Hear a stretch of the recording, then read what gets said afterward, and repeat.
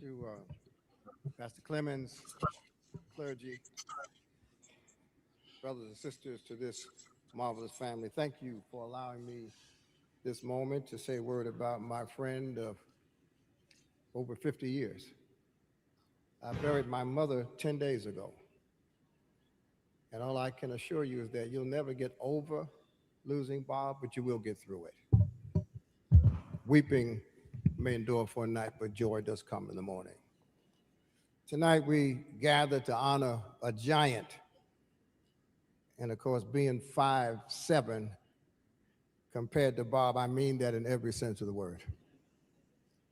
Bob stood 6 feet 9 inches tall, which placed him among the rarest of men from a physical standpoint. But the truth is, his physical height only symbolized the size of his significance, because Bob stood even taller in the areas that matter most: commitment, courage, and conviction.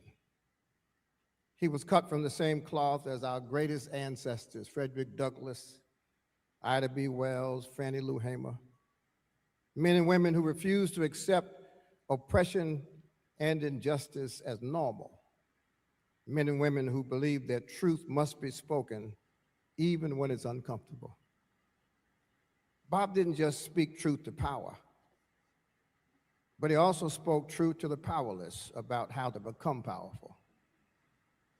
Through Bob's voice on the radio, he became a moral compass for a whole generation. He addressed the issues others avoided. He confronted wrongdoing wherever he saw it, whether it came from Black leaders or white leaders.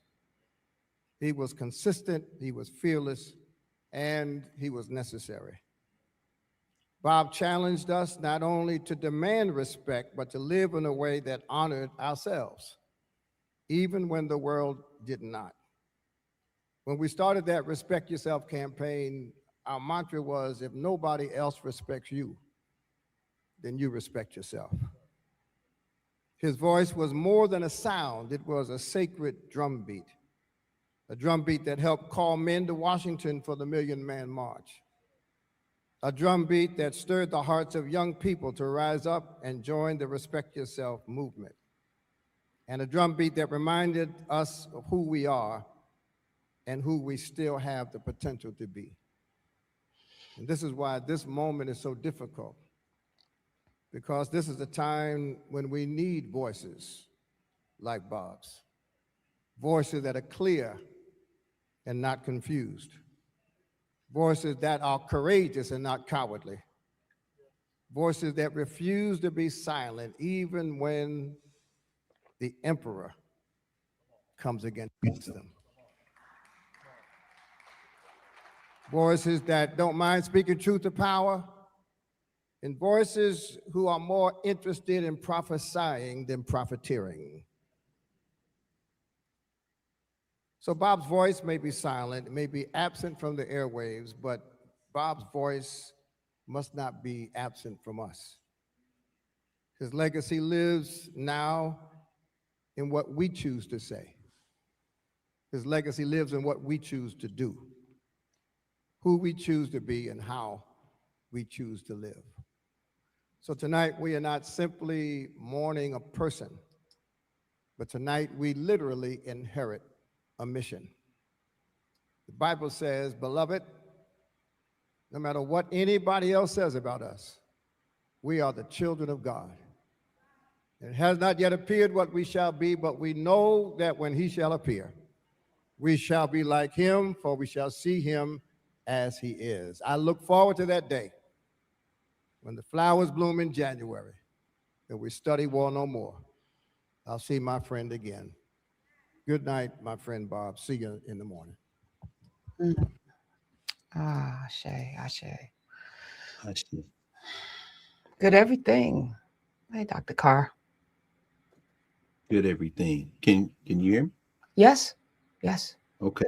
Now, for some reason, the earbuds didn't hook up, and I want to make sure we had no echo. Do you mind saying a few words about the brother we just saw, and also the brother he's talking about? I when you sent me this morning, I was like, you start with one of my favorite people in the whole wide world. That was Dr. Reverend Dr. DeForest Buster Soaries. For some of you who do listen to Urban View, he kicks off the Sunday lineup. When they handed me the keys to program, I wanted to start off Sunday with somebody who was not doctrine beating, but somebody who had a heart to, kind of guide us through our humanity. And so he does something called For Your Soul, which, for so many years, he was a pastor in Somerset, New Jersey, but so much more than that. He's such a good person, such a good man, and I got to spend time. I spend time with him quite frequently, actually.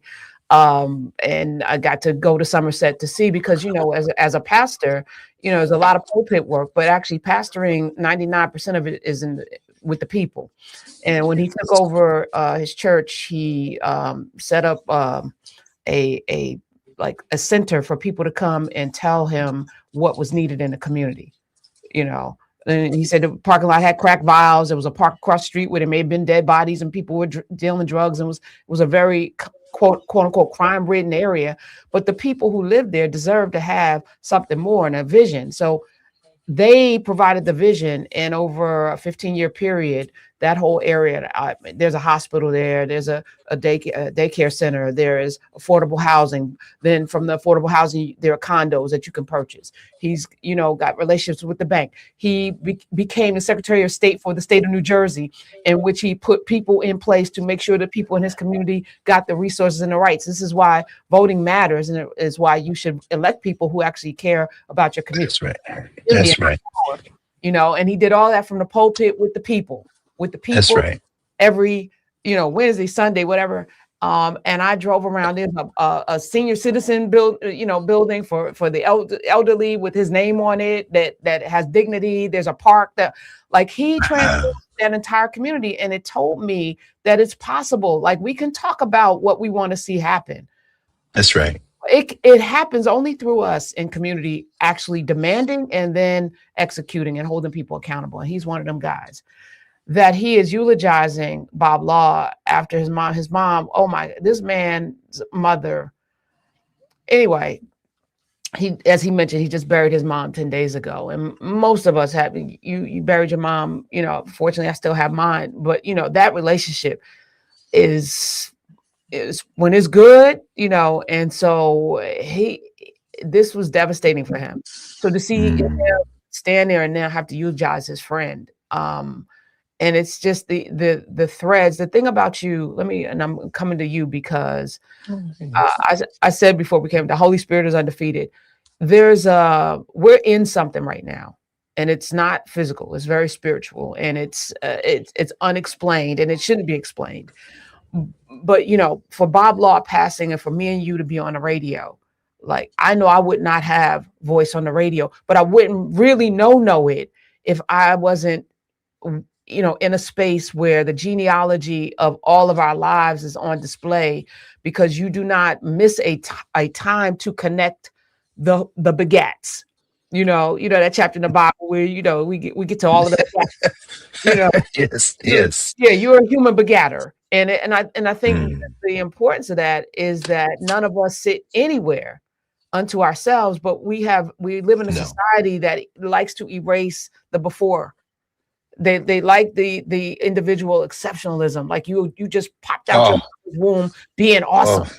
And you might be awesome. We all are awesome, but your awesomeness was rooted somewhere. It was founded somewhere. So that Bob Law was at WWRL before I even knew there was such a thing. Laying the pathway, laying the foundation.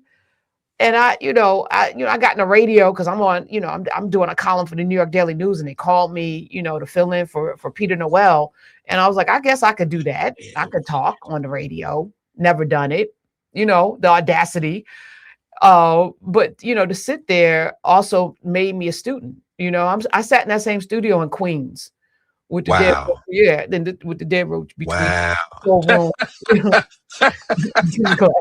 Like, that's a dead roach. But and I got to be there when they moved to New York, Manhattan, and I got to be there, when they sold to Air America, and I got to be there when I got fired.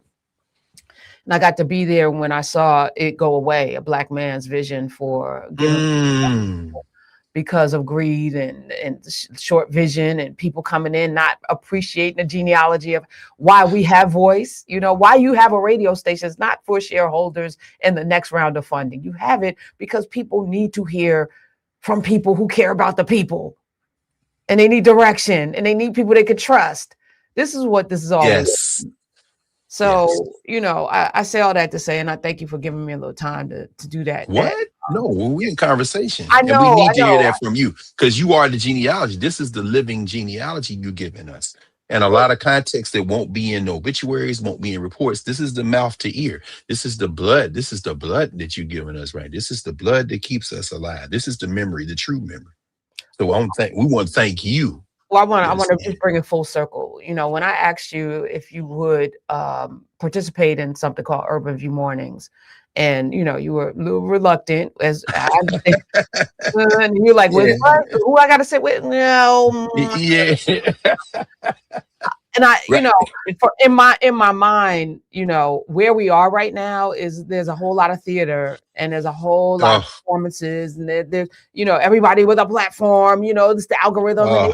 And I'm fighting. I'm literally in a fight with people who don't care about legacy and genealogy and inspiration at all. They care about the bottom line.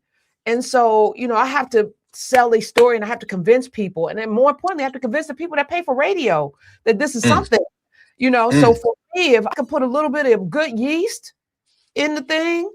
And so when I thought about who I would like to listen to as I'm getting ready for, you know, my morning, I want to listen to somebody who cares deeply about our liberation, our common humanity, but also who has the damn encyclopedia of everything in his brain. that there's not going to be a situation that will pop up that you won't have some reference or go get it, even no matter who else is in that studio with you. People are they're going to be fed in the morning for 3 hours. And I'm confident of that. So whatever else is going on, there's an 8-year-old, there's a 10-year-old, there's a 15-year-old sitting in their car with their parents going to school who will be impacted by you. Cause I know, because they called up 5-10 years later when they're in college, you know, and yes. And they talk about it, or a little girl with a binky in the back, you know, I get to meet her at a BlurredCon, and she can, you know, sing the intro to my radio show. And for those 30-40 minutes they're in the car, you're indoctrinating them into what it should, because it doesn't exist anyplace else. Bob Law, so many other, M2May, rest in power. There's so many giants gone now. This is a man that, you know, I spend a lot of time with as well. And I'm grateful that I get to spend time with you on a Saturday. And those of you who are coming into In Class with Carr for the first time, we're now at 318, understand that this kind of commitment doesn't exist anymore. And so this is the blueprint. Bob Law is the blueprint, you know. Law's foundation. So I just want to say thank you. Thank you. We wouldn't be here if you hadn't had the vision and the commitment. And you're right, it comes, I don't like to call it sacrifice, because that presumes that there's a better thing to be doing with the time we have to breathe. But I will call it a deep and passionate and sustained conviction and a commitment. And we wouldn't be here if not for you. We've all been touched by and shaped by those who came before us, from our parents to our community, to people who many of us would never have a chance to even share a bit of how we've been shaped. For many people, over the arc of 50 years, it would be in the millions in terms of people who were touched and then touched others because they heard the voice of Bob Law, and they never, like you, got a chance to sit with him, be with him, influence him, be influenced by him, be a colleague, a comrade, a co-worker, a member of community with him, or like me, somebody who got a chance to tell him that, you know, you changed the trajectory of my life. That midnight to 5 a.m. show from the early 80s to almost the year 2000. And to, you know, that show, most people never got a chance to say that to him while he was here. And of course, he's an ancestor now. But you carry that. not only as a direct descendant in that genealogy, but as an overlapping sister and comrade in that genealogy. And to me, that's where I think we often don't take the time to really reflect on the value of those links in the chain, not just the links that receive it years after people are ancestors. We're still reading Ida Wells and Douglas and all those folks, but those who overlap, who were in physical community, and you carry not only that spirit but that conviction, and it comes at a very steep price, and also with a great reward, as you talk about those children, those elders. You know, we both grew up in the church, and so when folk at that moment in church, when people ask for the prayers for the sick and the shut in, those people, maybe more than any other single group, rely on that voice. So when they hear your voice, they're not shut in. They, whatever illness they have, whatever malady they may be facing, that is the island of respite. That is the island of encouragement. That is the island. And so to hear those elders talk about the value, and there's nowhere that either one of us goes that we don't hear that. And so, you know, I was at Howard yesterday. I'll talk more about that in a minute, but at the second 14th Amendment Symposium with Sister Sherilyn Eiffel, and there were so many people there who are members of Nubia, who are a Nubian nation, who would not have known even about that convening had it not been to listen to us. And for that, I know I'm eternally grateful, and I know that everyone who passes the greetings when they see me in the street to you is also grateful beyond words, whether they ever get a chance to tell you voice to voice and hand to hand or not. And that is I can't call it magic. No, but you know, but it is alchemy, because it requires us being it's alchemy together, you know, like the elements have to come together. And, you know, as you were talking, I think I've always had this desire to be of use, but it being over these last 6 years with you, it's made it real crystal what I'm here to do. You know, I'm like the reverse Bob Moses. You know, I'm going to, you know, not shut people off and making it impossible for them to get from point A to point. I want clear roadways. I'm going to build highways and freeways and water systems and all kinds of ways for people to get from point A to point B, and point B being freedom. And you have made it real easy for me to think about it in that way, right? Because I have the historical references now that I didn't have before. You know, you could know a thing in your heart, like this is something I'm supposed to be doing, but to know why, and then to know all of the backstories, and it also makes it real, you know, makes it easy, because people have done this before. You ain't got to start from scratch. You know, you just got to read a little and say what worked and what didn't. Oh, okay, how do we tweak that for today? I'm looking forward to us going back to analog. We ready for that too. We're gonna be in them streets talking to people. We are ready. Yeah, so we're ready. It's ready. Yes, we are ready. We are ready. We have to be ready. I mean, we don't have no choice, because as soon as whoever they are at any particular moment, buy everything up, they're gonna shut it down. At that point, they will realize that they have a legacy of ashes, that the real thing, in fact, is the voice to voice. One of the sisters who was there yesterday, I don't know, you probably have interviewed her, Sade Lithcott. She's Barbara Ann Teer's daughter. No, have I? Yeah. You know what's bad? It's possible. Well, you talk to so many people. Yeah, I've had people on. I'm like, welcome for the first time. They're like, I've been on before, and I'm like, yeah. Well, I mean, because you talk to multiple people a day, 5 days a week for years. So I mean, that's not unusual at all. In fact, it would be different. It would be, I think, unprecedented if you remembered everybody. That would be. That certainly happens to me. So, and yours that would make me you. That would make me. Oh no, I'm not. No, I'm nowhere near that. And you, with all that, yeah, that whatever I remember, don't remember. In your case, you take it and extend that and multiply that by a magnitude of order. All those people. But I mentioned her because yesterday she was one of the people in conversation with Cheryl, and they had a panel in the afternoon called an artist roundtable on sustaining justice. And there were several sisters involved, including Sarah Lewis, who no, Anna Glass is the, I think, director of Dance Theater of Harlem, and a couple of other people, Sarah Lewis and another assistant named Felix, who's just written a book called Let the Poets Govern. It's actually very good. And I hadn't seen the program before I rushed over there after we finished on the air yesterday, or I would have put her book in my bag for her to sign. And Let the Poets Govern. It's a very interesting book.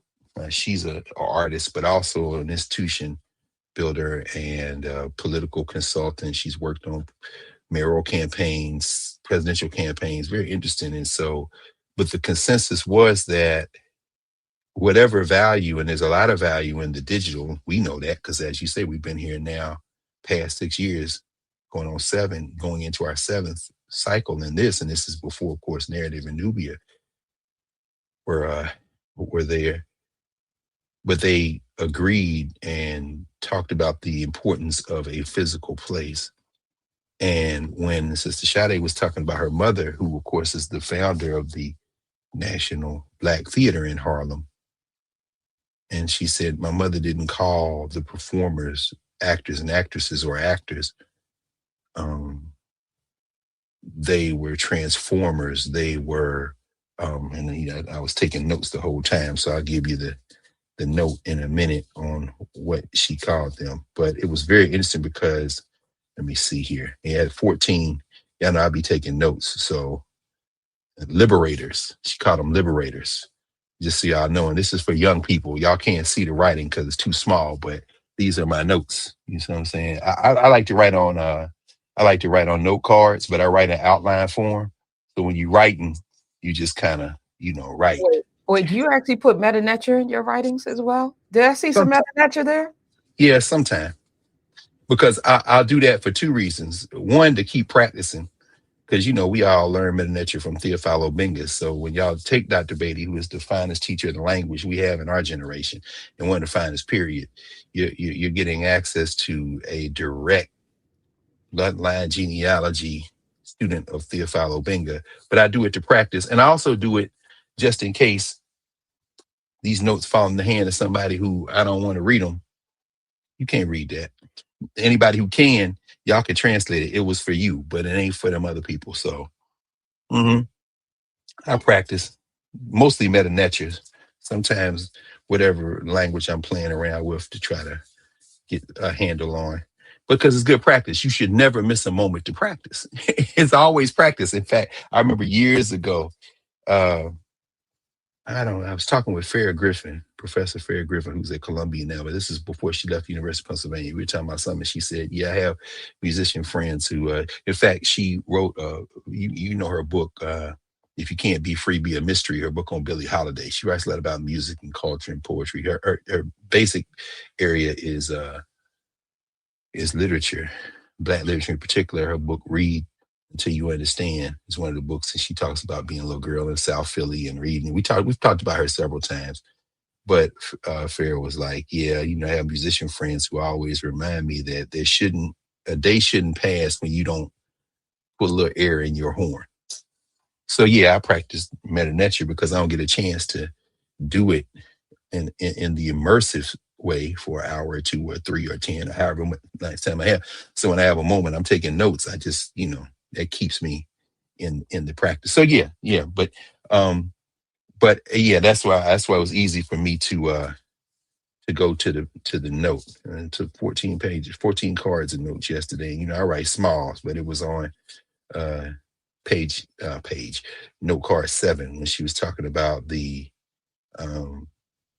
fact that art has to be housed, that the expressive reaches all of us, but it has to come from a place, and place is very important. That's why they're working. That's why her mother bought the building that was the National Black Arts uh, theater, and that's why ultimately, when that property was threatened and ultimately torn down, their response was, "Well, I guess we'll have to buy the block." So they own the block, and they're building like a 13-story place. And she said those liberators need a place to put their stuff. They need to be fed. And she said something yesterday I thought was quite striking. She said, "Imagination without infrastructure disappears." Mm. And I thought that was very interesting. I don't think it disappears, but I do think that imagination, as it relates to a genealogy, being able to be passed from generation to generation to generation, that absolutely disappears, which then makes it difficult to regain that momentum. So Bob Law, oh, go ahead, please. No, I just, yeah, absolutely. Two things that I don't want you to just gloss over for all the people listening. The hand to paper expression, it locks something into your psyche. That's why you texting and putting things in your computer. For many, many years, I would write my goals out by hand. When I was working at the Daily News, I had a little daily planner. Every day I would be in it with my notes to myself. And then, the computer came and I started putting it on a computer, and nothing was getting done, Dr. Carr. Nothing was being manifested. And so about 10 years ago, I went back to the daily planner, and boy, has that been a thing. That coupled with, I'm from New Jersey, of course, and the governor just reinstituted cursive writing mandatory in schools here. Interesting. Yes. And it's not because, the fancy writing and kids get, but there is something about learning what you're doing, which is why probably, I call you a human, encyclopedia, walking computer, whatever. But it's that practice of you writing it down that reinforces what you've heard. It's not, they're making movies now because we don't actively pay attention. Our focus is, they are making movies where they're telling you everything because they know people aren't paying attention. And this is why they can't lock in. Their brains have, like, there's a missing piece. So you have codified that. And then there's a scripture when you talked about imagination, about, my people will perish for lack of knowledge. But I think that's actually imagination. The inability to see a thing from beginning to end in your head before it actually happens is the thing that makes us human. This is the reason why we're here, to imagine a world that doesn't exist inside yourself and then manifest it with each other. So that's right. That's critical.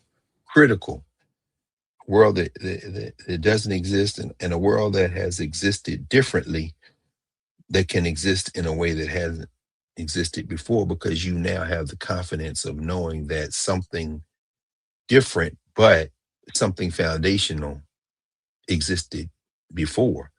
Something that we might even want to borrow from and return to. And to hear you talk about the disappearance of that station so that there isn't that place. The more you know, the more you remember, or the more that you are aware of that has occurred before your moment in time and my moment, our moments in time, the more our standards are assured, because they're just simply things that we know are right because they have been right.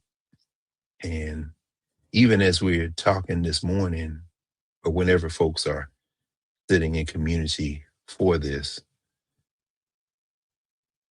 it's funny how even the kind of contemplative rhythm and pace of this morning, you can hear Bob Law in it, because we would normally have another cadence, slightly, not completely different, because I'm not one that I can talk very fast when it comes to moments, but I also realize that sometimes you need to slow it down. And Bob Law never talked fast. Even when he was excited or animated about something, at least I never heard him do it. And it's quite striking to hear you talk about the disappearance of that place. Bob Law had been broadcasting since the early 1970s, and that midnight to 5 a.m. show on WRL, as you say, starting on AM that then got picked up and syndicated. Imagine that. There are young people in here right now who have the embarrassment of riches, the wonderful ability to be here in community, and there are people all over the country and the world in our regular conversations and join us in Nubia every day, who join us in class every week. That wouldn't have been possible when we started, and certainly when Bob Law started. So to have a nationwide talk show picked up by stations affiliated with the National Black Network, there are people here who remember that. That's something that we might take for granted now, but unfortunately, because everybody has the ability, well, millions, billions have access to these things, and everybody with a couple of dollars to rub together to pay an internet bill, or who can get online and have a device to get online, can upload something to everywhere, at least at this juncture. It makes those of us who remember when that was not the case appreciate the capacity and also bemoan the capacity. Because if you didn't press record on a cassette player or something when Bob Law was on, you didn't have it. And just like his television mate in many ways, the great Gil Noble, and like it is, if you didn't live in New York or in the New York, New Jersey area, you might have to rely on somebody videotaping that and sending you the brick, the VHS tape, if you knew about it. But Bob Law and Gil Noble, twin giants of communication, literally and figuratively, really represent a moment that is lost to time unless and until we take the time to remember. And when we remember, we have a standard that you carry forth. You carry forth from the same geographical region that they did, with a very different science and technology. And with that platform comes the responsibility that you demonstrate, because you knew and know when there was a standard that was not only set by them, but inherited from the previous generation by them, and then taken to a different place that the previous generation couldn't see. So nothing is ever the same as it was in the past, but everything relies on the past, whether we know or not, to venture into the next generation. And so the Bob Law's obituary hasn't yet appeared in the print edition. Robert Lewis Law, whose birthday, by the way, was last week, April the 6th.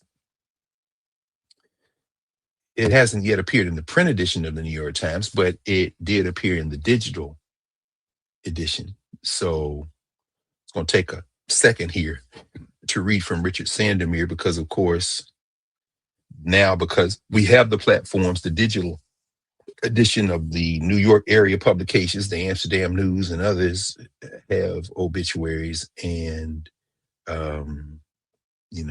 as would have been my habit, I try to get, when something like this happens, I try to get those physical papers and add them to the archive. So I know the final call, they held that up at the funeral yesterday. And of course, to all of Bob Law's family, his daughters, grandchildren, all of his family, we celebrate his life and pray that his ancestorhood will be powerful. He made that road while walking, and he rejoins an ancestral repose. Of course, his wife, Muntu. Sunyata Amen has reminded us. Sunyata, of course, who is a daughter of New York, said that it was Bob and Muntu who got her start in radio. So maybe we can tease that story out of her this coming Friday when she's back in the studio here in DC. She can share that story with us. She shared a little bit, I want to say, last week, but yeah, to all of them, one of his bonus children through marriage, one of my colleagues now working at Howard University, former student at Howard Law School, Billy Wilkerson, was there, and they at the ritual yesterday. And so to all of them, we celebrate Bob Law. So Richard Sandomir, writing in the New York Times yesterday in the digital edition, and he didn't appear in the print. Actually, whose obituary is in the print edition today is, of course, Africa Bambaataa, who we'll talk about in a moment as well. But he writes yesterday, Sandomir, Bob Law, a fixture on Black Talk Radio for decades, who used his shows as a platform for interviewing major political and cultural figures and weighing in on subjects like economic empowerment, police brutality, self-respect, and masculinity, died on March 30th in Mineola, New York, on Long Island. He was 86. The great value of Black Talk Radio, Mr. Law wrote in his 1998 book, Voices for the Future, which I hope they will bring back into print, is its ability, Bob Law wrote, to give voice to a community that would otherwise be voiceless. And I hope I couldn't put my hands on my copy. I'm sure it's in storage as well. But you got to give voice to the voiceless. So when you hear any of us, you're hearing all the rest of us. And I think that that is something that also blends with another level of responsibility. The easiest thing to do is to speak to the lowest common denominator. And by the lowest common denominator, I mean the language that everybody speaks. The most difficult thing to do is to be in conversation with everyone, to listen deeply and be in real conversation while not conceding to the lowest common denominator that's grounded in lack of information or lack of experience. I'll give you a very concrete example. Shout out to the young people in the Howard University chapter of the NAACP, the college division. Thursday night, they had their end of the year awards. The NAACP student division just celebrated its 90th anniversary, and Howard's chapter was founded a year later, so it's 89. And they asked me to come and open the ceremony with some remarks about the importance of the NAACP and the college division chapters and Howard in particular. So I was honored to do that. But in order to do it, I had to rush home and change clothes because I wanted to make sure I left my Maynard Jackson baseball jersey in the other room. The annual trip from Atlanta for my people, the Atlanta University Alumni Club at Howard University, they bring about 3 or 4 dozen high school students from all around Atlanta and the surrounding area, bring them for a college tour and a trip to DC every April. And they came on Thursday. Shout out to my sister Karen Shropshire and all of the folks with the Alumni Association who come. I think today they're touring the law school. They'll be over at the law school. Karen graduated from Howard twice, and she's a lawyer in the Atlanta area, went to Howard Law School as well. But so I wanted to always wear something from an Atlanta area high school. I started to rock my Benjamin Mays joint. I love this Mays, Benjamin Mays. I love, I told him I don't wear the names of men who are playing sports in these days. You won't find me with another man's name on my back or front, or woman's name on my back or front, unless they are someone who has made such a mark that it is a constant reminder to those who may not know the name. So, I wore my Benjamin Mays. They brought me a Booker T. Washington hoodie before, and I said, but I chose the Maynard Holbrook Jackson baseball jersey to wear. Shout out to the assistant principal there who made sure I had one. And so, but I wanted to wear that. So go to the NAACP thing, I had to rush home and change clothes, put on some African clothes and come back to campus. So I did that quick relay. But when I was on the way back, I just took the bus. It's easy to go up and down Georgia Avenue, boom, you're there. And I was sitting in the back reading, and this elder was sitting in the back, and it was 2, looked like preteen girls sitting in the very back. And they told the elders, elderly, I say elderly, I would put him, if I had to guess, probably in his 70s. He wasn't elderly. I mean, I'm in my early 60s, so yes, I'm an elder too. We both certainly elders to these young girls. And they were screaming at this man at the top of their lungs. Get the F off this seat. We got stuff on the floor we want to put in the chair, and we don't want it touching you. It was completely irrational. Completely irrational. And the elder wasn't saying nothing. And then finally he was like, why are y'all yelling? And then they was like, F you. Really what they were trying to do is irritate and harass him to the point where he got up and left, but he wouldn't get up and leave. Then one of them said, my boyfriend lived down here. I'm going to call him. He going to meet this bus. He going to F you up. Oh, and I'm thinking, that could happen. So now I have a decision to make. Am I going to continue to read? Am I going to put these earbuds in and stick the library sounds, white noise in my ears so I can keep reading as I go back down here to have this conversation with these young people about the importance of the NAACP? Or do I need to keep my head on a swivel and just listen for the small clues that will tell me in this moment, in this fractured governance space of the 4X coming south on Georgia Avenue at 6:15 p.m. on a Thursday evening? Do I need to listen for this in case I had to or need to intervene? And then what would that look like? Well, it peaked after a while when the elder said, listen, young ladies, I don't want any problem with y'all. Let's just, can you show me some respect? At which point they continued to yell, and then, but it kind of petered out. After all, these are young people, and clearly their objective wasn't going to be met. So a few stops later, the elder got off the bus, and now they back there by themselves. And they turned into little girls. What you want to eat? Oh, I don't know. We got to get this stuff home first. And then, well, we could go get some. Okay.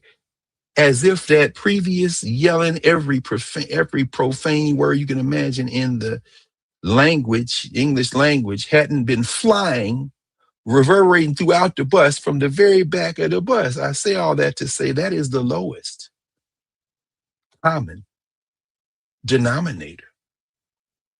And when you have the opportunity, the responsibility, when you have access to a channel of communication that can help through listening and conversation, to be in conversation with as many people as possible based on the languages that we speak and the way that we speak those languages, but you also have the commitment to study, the commitment to think, the commitment to develop a higher standard, then the easiest thing to do would be to put together a platform where the conversation sounds very much like when they were yelling at their elder. The hardest thing to do would be to be in conversation with those young people or anybody else for whom that common parlance is more familiar, and take it to another level and have them be the ones who are right there with you as they elevate it. That is a difficult thing. Bob Law did that.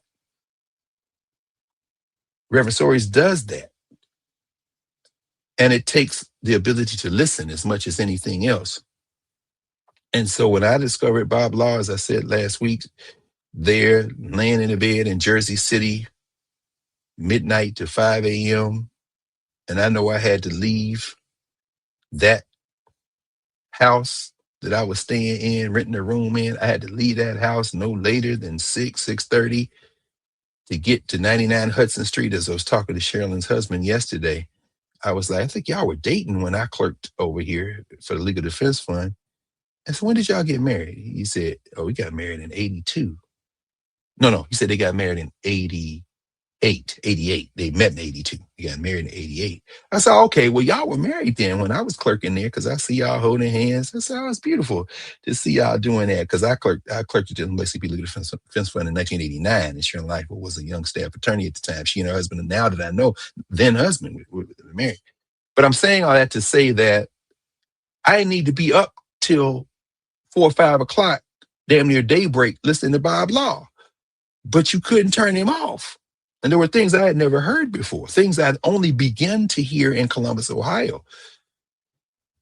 Dr. Ben, Dr. Clark, Jesse Jackson, I knew, as we talked about, working on his campaign in 84, but then to realize that Bob Law put Jesse Jackson on, that every Tuesday, Jesse Jackson would appear on Bob Law's show.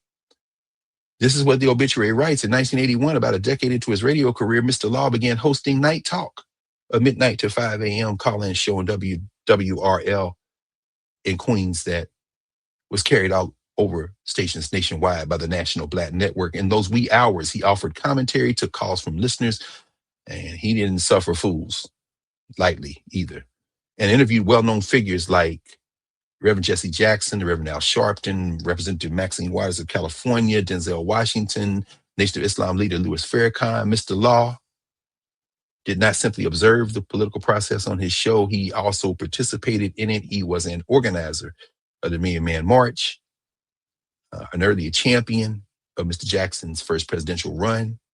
It was Night Talk that started the campaign Run Jesse Run in 1984. Jesse Jackson, now you know the obituary writers tend to flatten things, and we've talked about that campaign in the waking up in the ascension to ancestorhood of Reverend Jackson. So he goes on and says, Jesse Jackson came on the show every Tuesday night, and we started talking about that on air, Mr. Law said in a 2025 interview, and y'all can find that interview actually. It helped launch Jesse Jackson's presidential campaign. He also exposed the national audience to local causes like building housing for poor sharecroppers in Tunica, Mississippi. In 1982, he asked his listeners to donate money to help save Mount Bayou, a small Mississippi city founded in 1887, says by freed slaves, by formerly trafficked Africans, from financial ruin, and he encouraged the establishment of the National Civil Rights Museum in Memphis. His mission, he said, was to bring together a national family of activist listeners. Quote, not only did the Black community now have a voice, Mr. Law wrote in Voices for the Future, his memoir. But he wrote, but as I began to listen carefully to these voices, I began to hear a consistent theme. The voices were searching for solutions and providing answers to today's problem. The obituary goes on to quote my friend and brother Todd Stephen Burrows, who teaches Africana Studies at Wayne State and Seton Hall University, son of Newark. And he's been giving commentary on Bob Law, various platforms. He was quoted in this obituary where he says that Mr. Law used Night Talk as a cultural socialization and educational vehicle. So, you know, we can talk more about the life of Bob Law in those 17 years on that specific show, but, you know, we'll raise his name one final time, Robert Lewis Law, and we'll raise his parents' long and time ancestors, John Law and Lucille Campbell Law, who was a minister. We'll note that he worked with the Student Nonviolent Coordinating Committee and the Congress on Racial Equality, that he was involved with something called the Independent Movement for Political Action in Brooklyn, his birthplace, home borough, the People's Republic of Brooklyn. So that work continues. You know, Lurie is ensconced firmly, Eljoy ensconced firmly in Brooklyn. They're part of that work. And so we could talk a lot about the other work. He was the first major person of African descent to be nationally syndicated by the present definition of those terms. That's what Michael Harrison, editor and publisher of Talkers Magazine, wrote in an email for the obituary. And all the community organizations, all the community work, including what you heard Reverend Soros talk about, that Respect Yourself Youth Organization, which sponsored a youth softball league, a choir, and other things. As I said, he rejoins his wife, his partner, Muntu Doggett Law, and they had several businesses together. Any of you all who have participated in or purchased things from their health food store, the beauty store, the bookstore in Brooklyn, talk about that. And he stayed on the air a long time. And as you said, here in WWRL, WBAI, film had a show From the Streets for about a decade, and so many other things we could talk about. But that question of communication, that question of not attempting to go into the past to live there, but to carry the momentum of memory forward. And so I thought this week we would spend some time, having opened with that, thinking about the theme, the way we were. And, you know, everybody who's here who knows our regular rhythm knows that this is something that, you know, when we leave this space in a little while, I will then start thinking about next week and everything else. And there's a lot of everything else. All of us, people say, I know you're busy. I say, we're all busy. That's usually the response, right? And we are. For those who are not pulled into many different directions physically in the world, there's still the mind that never really shuts off. But I'll start thinking about next week when we leave this week. And of course, on Monday night, since we've just finished, everyone who is in our collective study of Howard French's book, Born in Blackness, we finished last week the book. This week, we'll take some time to reflect and be in dialogue and conversation about what we have learned from the text and what we've learned from each other, and talking about the text and related issues and related concerns. And then we will launch into the second emancipation, which I think I have my working copy over here. I had to get another copy because he signed one of them and I didn't want to write in that one because, I be writing in the books, but I don't like to write. No, I don't know what I did with it. But at any rate, y'all know I'm going to look around till I find it. I'm obsessive like that. Or not. Yeah, I won't do it today because I need to. But there's Born in Blackness over there. And normally I will put things and group them together. But at any rate, so in being in community together, though, that work, I'll be thinking about that too Monday night, and then we just go forward. And of course, in that process, we have the ability to reflect. We don't take enough time to be quiet. So this week, the way we were as a theme kind of emerged, not only over the arc of the week, because things happen and thinking and reading, studying, teaching, learning, and all this kind of stuff in various communities. And the idea of the way we were came. It wasn't me. I'm looking at Greg in the Nubia in Bangui. I was in New York. Yeah, I was in New York. Yeah, I was in New York, Greg, the summer of '89, which made it difficult because, of course, when I moved back to Columbus, I couldn't hear him. And as you say, the only Nubian station at the time was WVKO AM, and that was a weak signal. Yes, yeah, couldn't get it in Columbus, Greg. But what I could do is subscribe to all the newspapers I read that summer. So when I spent those 3 months in New York City and in Jersey City, I subscribed to all the Black newspapers that would mail. So the City Sun, out of Brooklyn, Patrice Lead, Andrew Cooper, the publisher. There was a historian who kept a weekly column. And of course, Armand White, the film critic. The historian will come to me in a minute if I get quiet and think about it. It'll come to me. But at any rate, the Amsterdam News, of course, the New York Amsterdam News, the Daily Challenger, they get those papers in Manhattan. I'm sorry, in Columbus. And I also subscribe to the Village Voice because I got used to reading a standard of scholarship, of journalism that, has kind of receded with time. But Clinton Cox is the name of the historian. He went on to write a book about the Black veterans of the Civil War, the Buffalo Soldiers. Clinton Cox was the historian. And John Clark would often make contributions to the City Sun. In fact, I have a page from the City Sun that I won't get up and get. I framed it. It's a full page ad they took out in the City Sun for a weekly series that Dr. Clark wrote called "Can African People Save Themselves?" And I really am tempted to go over there and get that, but maybe I will before we leave. But because I got him to sign it. That was many years ago, but it was in the City Sun. So yeah, I couldn't hear Bob Law, but I tried to bring as much of New York back with me as I could.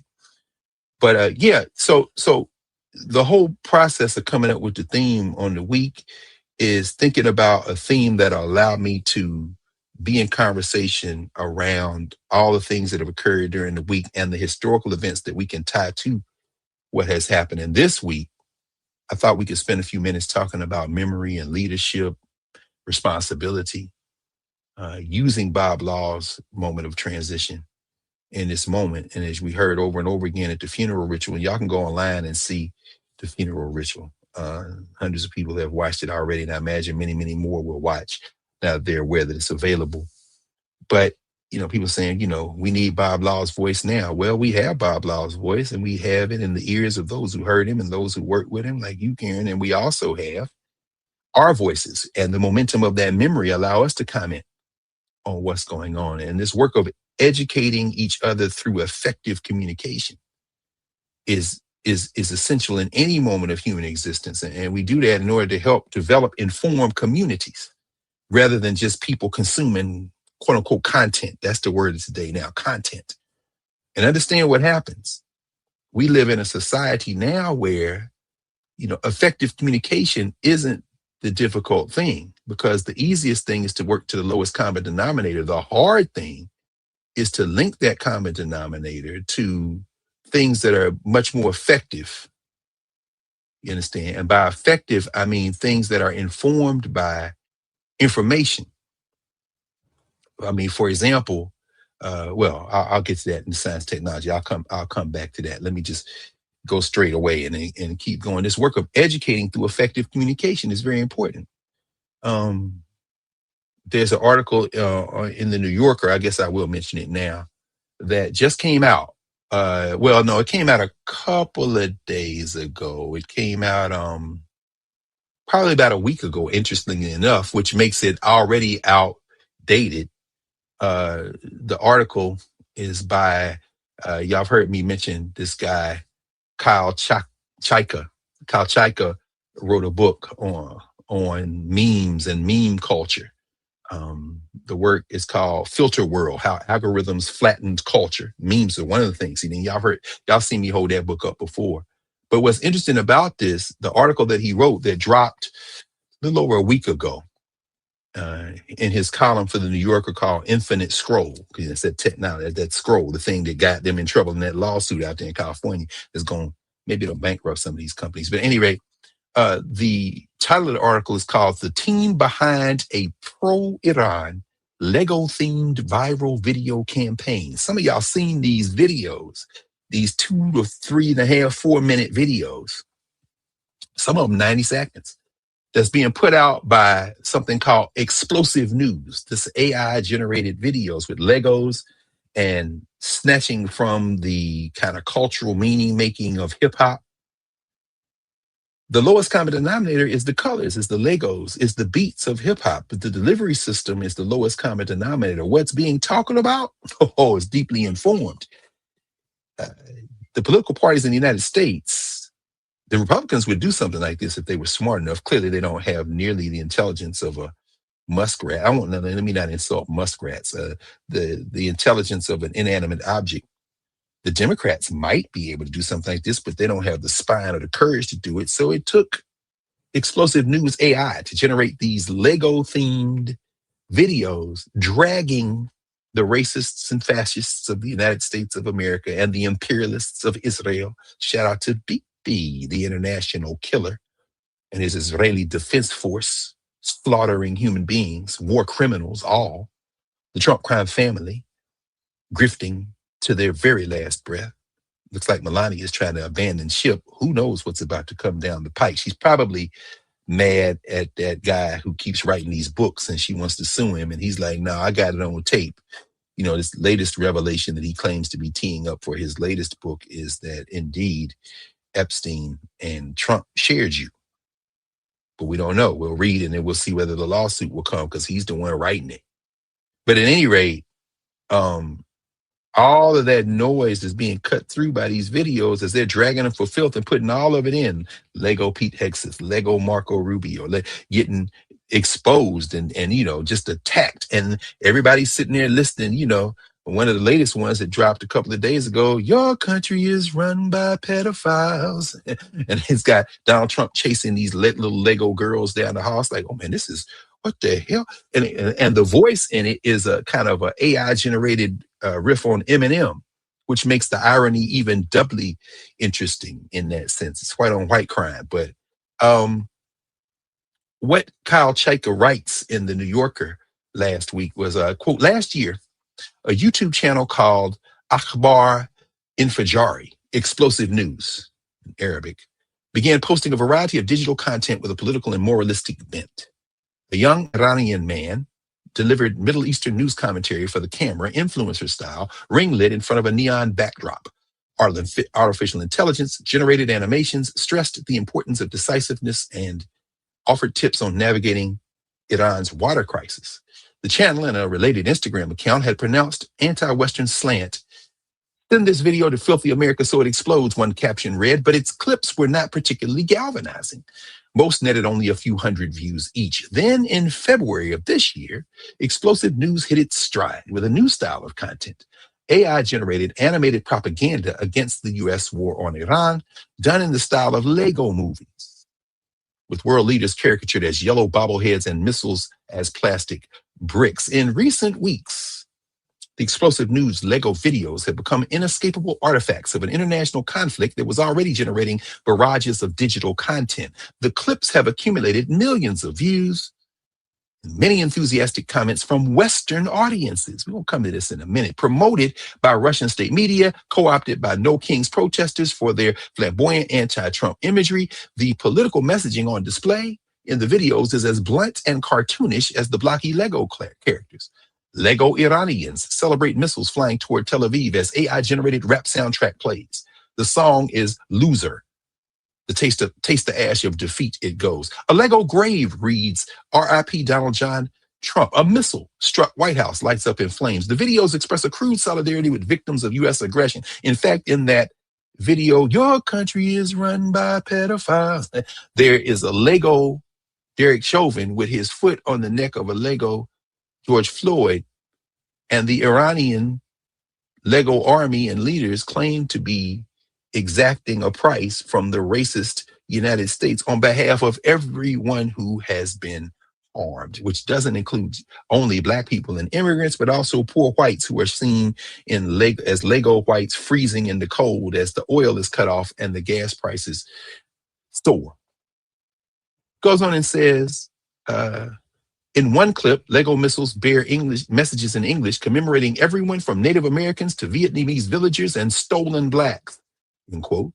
One vengeance for all, text declares in all caps.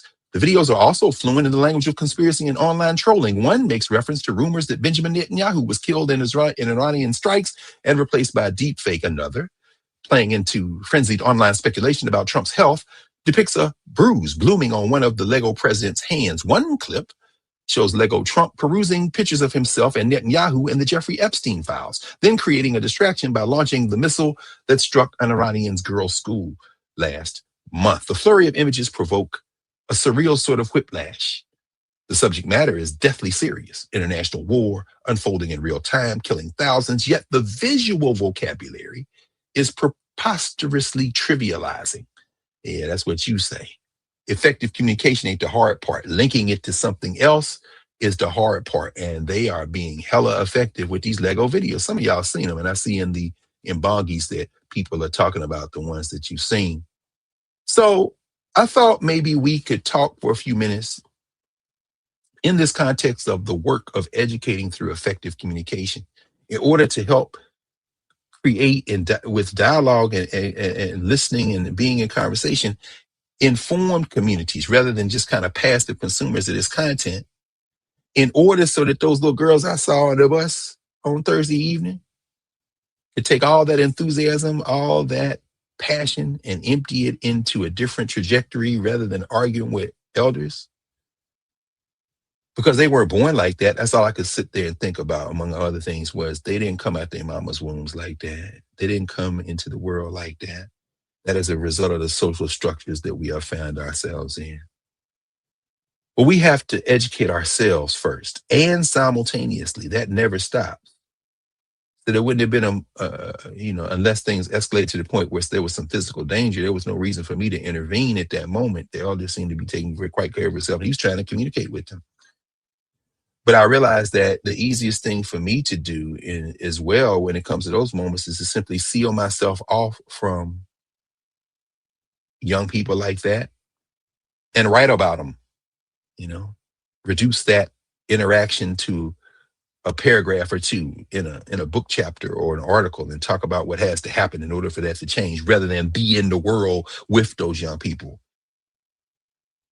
Let me pause there before I say something that I don't want to say today. Catalyzing this momentum of our Africana memory means that work requires flexible, people-centered institutions, physical institutions. We need places, physical places, so that we can do that kind of convening, that real-time, real-world, voice-to-voice, life-to-life, hand-to-hand embrace, sit in dialogue, conversation. And also the flexibility to do it as we're doing it now, virtually, because this is an institution.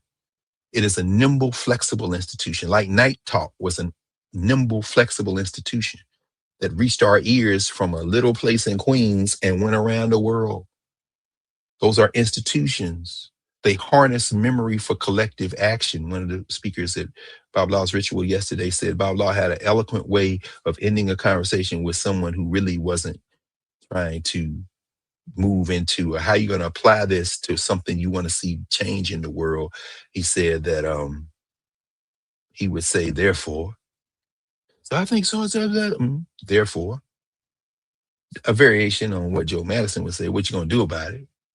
I said, okay, I remember that. Okay, so therefore, I might bring that up, therefore. Because talking is doing of a form, but then moving through the world differently to change the world, that's a therefore question. He said, if we didn't have a good answer, then we're going to move on to the next caller. But imagine these futures beyond these fading empires. The United States was never the power that it has projected itself to be in the world. And what this Iran slaughter, this regional slaughter started by Bibi, the international killer, and the U.S. president finally stupid enough and self-dealing enough and degraded enough to go for what Bibi has been pitching for 40 years. We talked to General Russell Honoré last week. And I already see, they've been talking about this is the same thing they've been talking about for 40 years. And of course, you see Maggie Haberman, the Trump whisperer, the shill. Let me see. Do I have that paper in here? I probably don't. I probably put it in the other room. I think it wasn't yesterday. Nah, it was Maggie Haberman. You talk about somebody who is indefensible. Haberman and her co-author getting ready to publish a book. So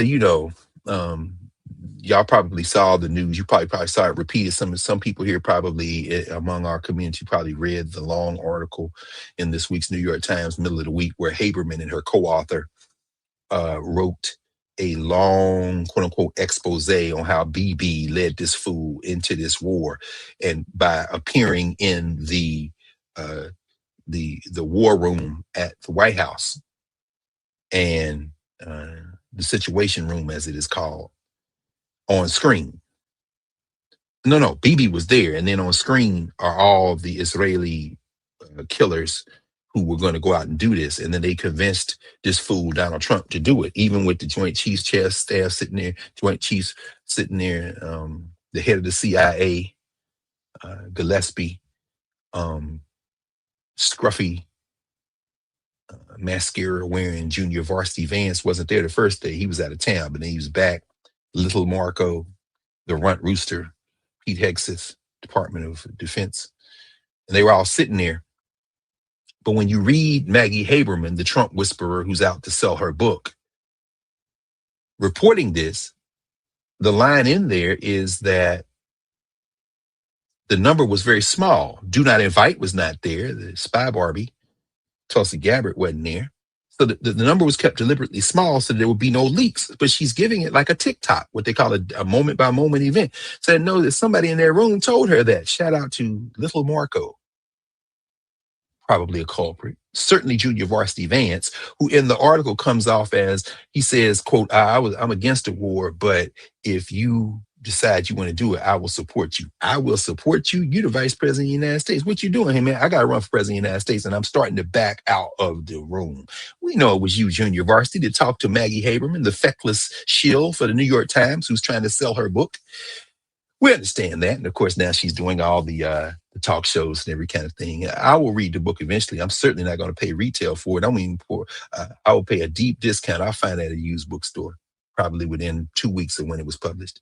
Maybe even before that, as people get rid of their review copies. There's a rhythm to how you hunt for books, by the way. I'm sure many of you know. But I'm saying all that to say that this empire, which never was in control of the whole world, can't defeat another place simply by bombing it or threatening war crimes in the middle of the night to distract from the fact that these files got something in it that you definitely don't want people to see, as you got rid of Blondie and put into place your personal lawyer, who is the definition of a loser, as Tish James in New York State.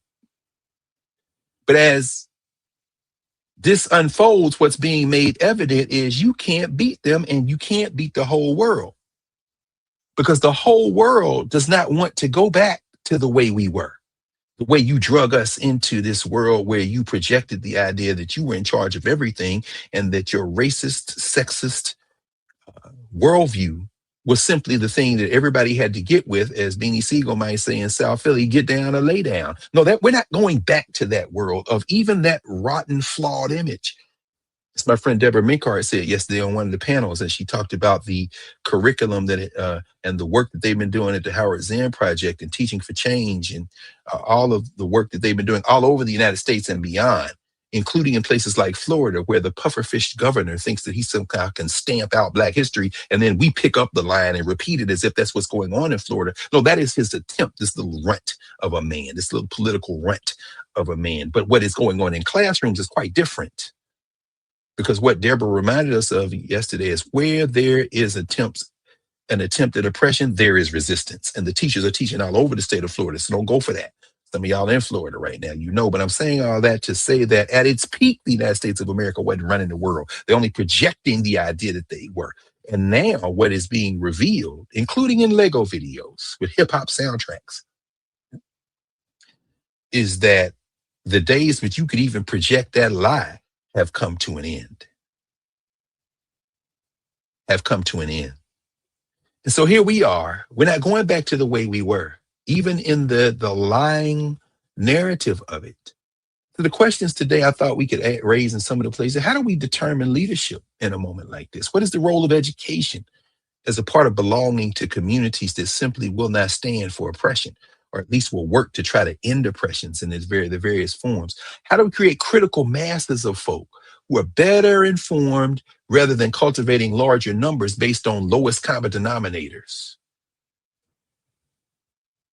If Bob Law was still physically with us now and got on YouTube and got on TikTok and got on Instagram and started having these conversations, could he punch through like he punched through in the 80s and 90s? No, because everybody's talking and the lowest common denominator generally wins. So how do we get critical masses in a moment like this? What's the responsibility of those who have garnered a little bit more attention?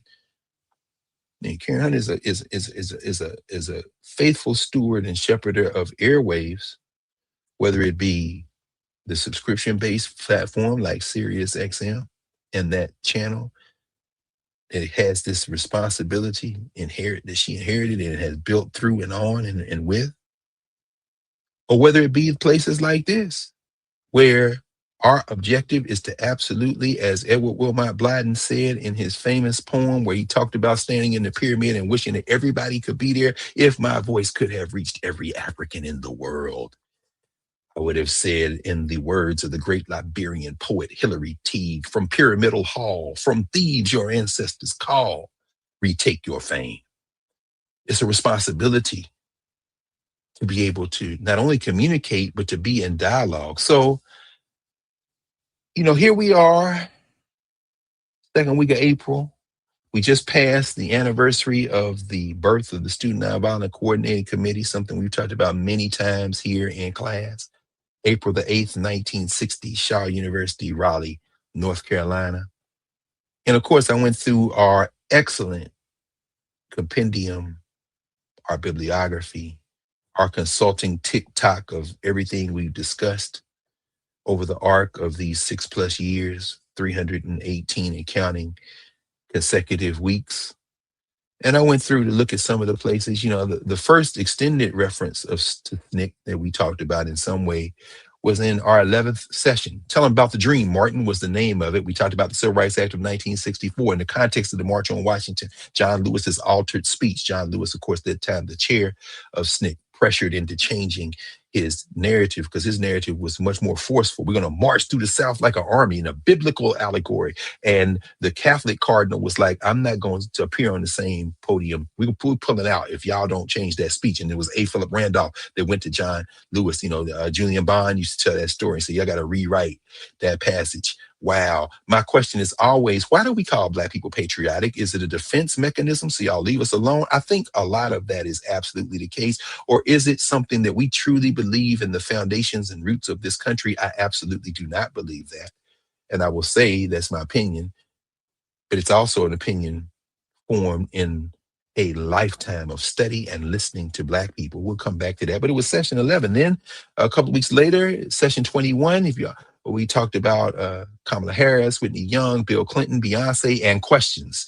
We cited River of No Return, the memoir of Brother Sellers, Cleve Sellers, father of Bakari Sellers, but Cleve Sellers, of course, one of the stalwarts of SNCC. And we talk about what happened in Orangeburg, South Carolina, campus of South Carolina State University. We talked about the book In Struggle, which of course is the book coming out of the West Coast, a reportage who Courtland Cox is here in DC. Courtland Cox, the great New Yorker by way of the Caribbean, Trinidad and Tobago. It'll come to me in a minute. The brother who directs the Martin Luther King papers, his first name is Courtland, but at any rate as well. But we talked about that book in the context of, somebody will drop it here for us. And all that was in the context, this is, and we put in the context of Ron Walter's Black Presidential Politics in America. And later we talked about in session 35. This was the beginning of the year in 2021. 2021. It's our first year. The title of that session, In Class, y'all can go back and look at all these, many of them on Karen's web YouTube page, and then the others are here in the Knarrative web page. Just go and put this in the search bar on YouTube. Biden wins, In Class with Carr 35. Biden wins, Trump may not concede. See, the other thing we have in our sessions is a real-time TikTok, talk about a TikTok of all these events that have transpired over the 6+ years and tying them to these historical moments and thinking through together. If you're not in Nubia, you have all that. If you are in Nubia, you know we didn't process on Monday nights and continue the conversation 7 days a week with all of the listed classes and conversations we have there. Session 35, Biden wins, Trump may not concede, but what do we need to do? So in other words, these aren't just historical moments. These aren't just archived conversations. These are living links in terms of the momentum of memory that we should now go back to and think with, because we have got to build the world we want to live in. And none of this was just meant to say, okay, we said it, let's move on. We said it, let's move on. No, this is an archive that must be a living compendium. I'm not real big on archives, because archives often become repositories for people to come in and kind of predate on the past so that they can write something and maybe get tenure or an award or a grant. It's very nice. But in the meantime, nothing changes in our community. And sometimes they used to call it death watch studies. You go into the archive to write about something and then almost write it like it's a soap opera and now it's over. What we do? No, that ain't how it works. So this idea, Biden wins, Trump may not concede, but what do we need? This just before the white riot of January 2021. And we talked about Ella Baker and Fannie Lou Hamer and the SNCC Legacy website and project, which is the SNCC veterans coming together and digitizing and putting things where everyone can have access to them. We talked about monuments and statues as well, because this was the season. And then 2 weeks later, session 37, the legacy of marching and planning. We again evoked SNCC and talked about it. Session 50, the theme that week was revolution versus reform.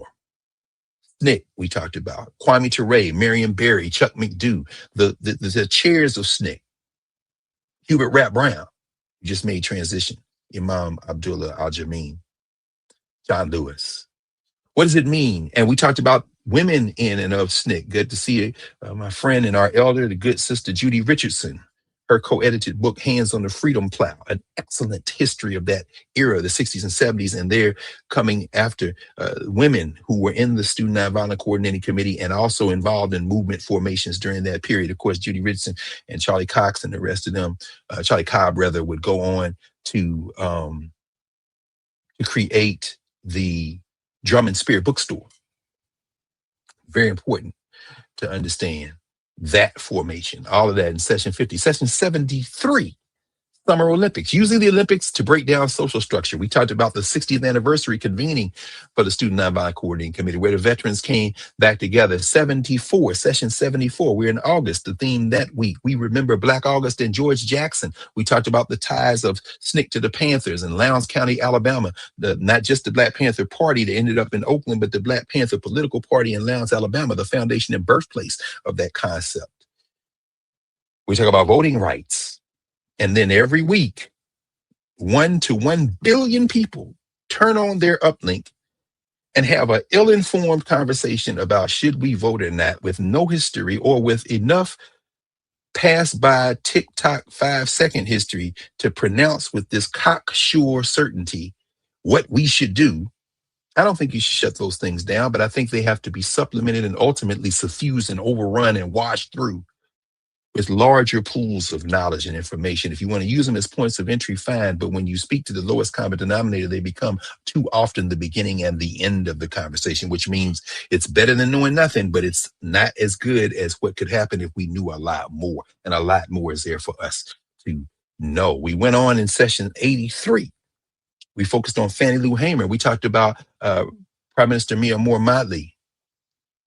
Very important to talk about that. And thanks you all. I see in the Nubia and Bongi people are dropping links. Thank you, Karen, for dropping in Hands on the Freedom Plow, that book. We talked about this in 83, the 60th anniversary of SNCC's international work.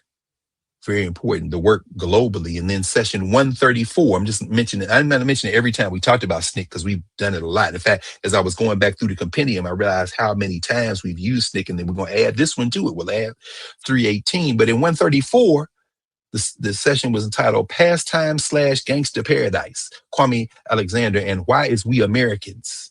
Of course, the great writer Kwame Alexander, who the first time I met Bob Law was also the first time I met Curtis Alexander, his father, in Columbus, Ohio, at Akbar Muhammad's book fair.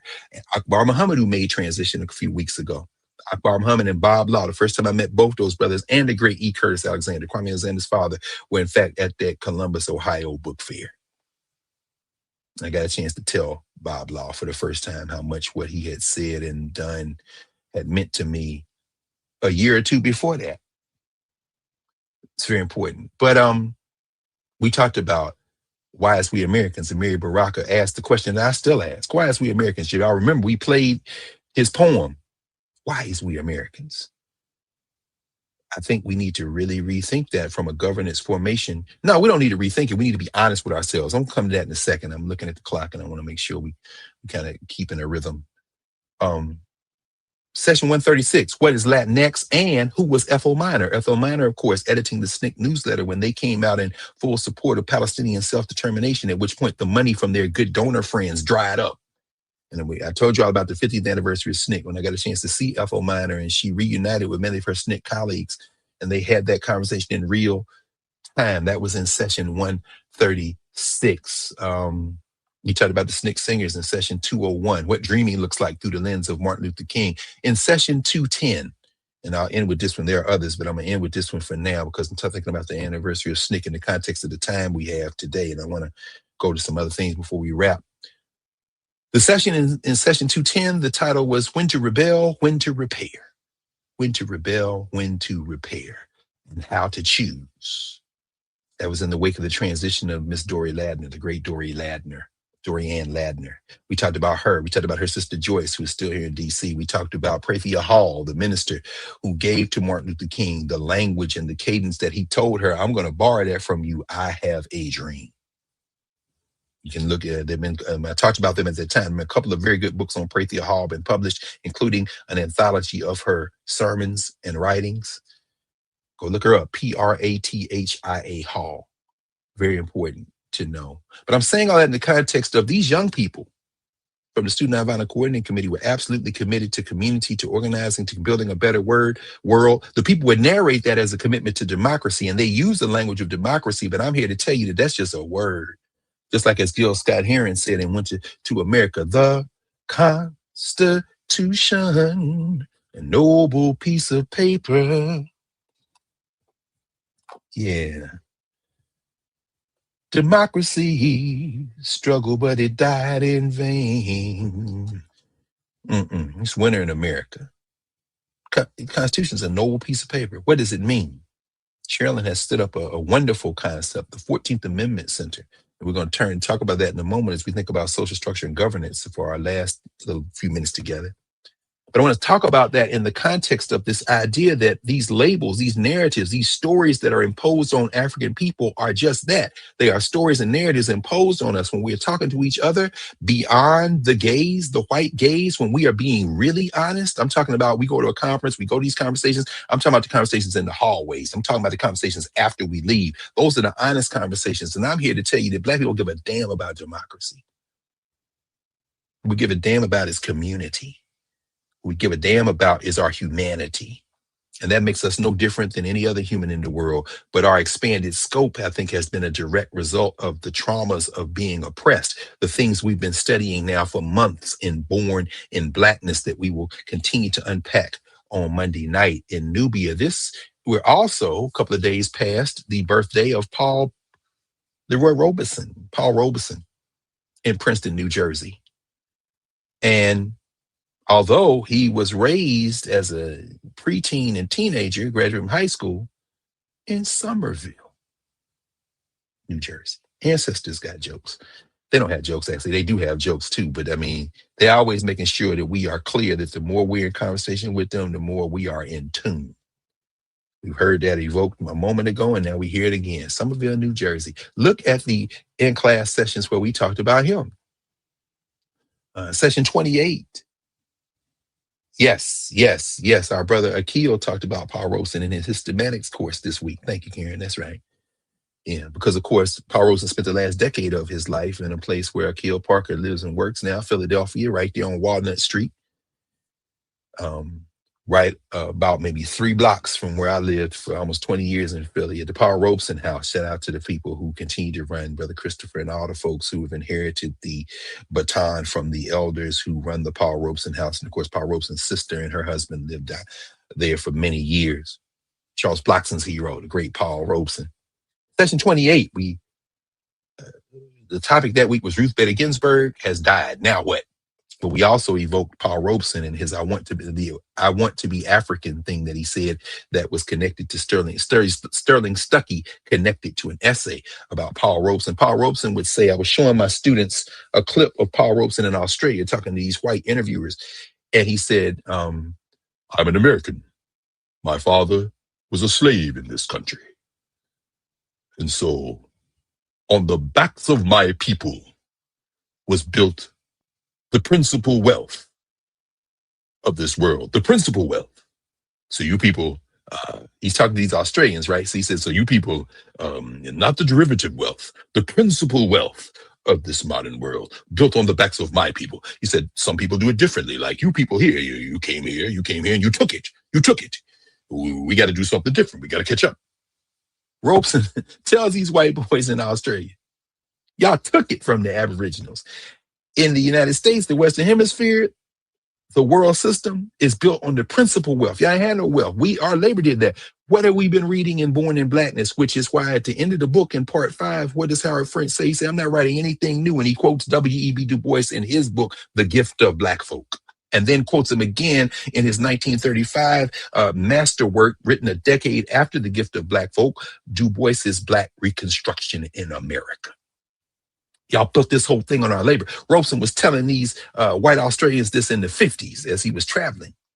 No, actually, it was 1960. You know why? Because he tells them, I was invited to the inauguration of my friend, Nnamdi Azikiwe, be the leader of Nigeria. I had to write him and tell him, I'm here with you folks, but I'll get to Nigeria.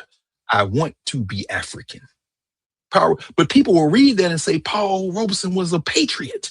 Paul Robeson believed in democracy. Paul Robeson believed in humanity, which is why he was persecuted, him and Essie, his wife, who we talked about over and over again. We talked about Islanda Good Robeson. If y'all want to go to session 58, when we discussed that HBO series, Exterminate All the Brutes, we'll hear us talk about Essie Robeson and Paul Robeson, complete with all the sources. So there's no need for us to do it again. It's been talked about. We will continue to talk about it. But again, this is why we build this week-to-week conversation. But make no mistake about it, that commitment to democracy wasn't a commitment to a word.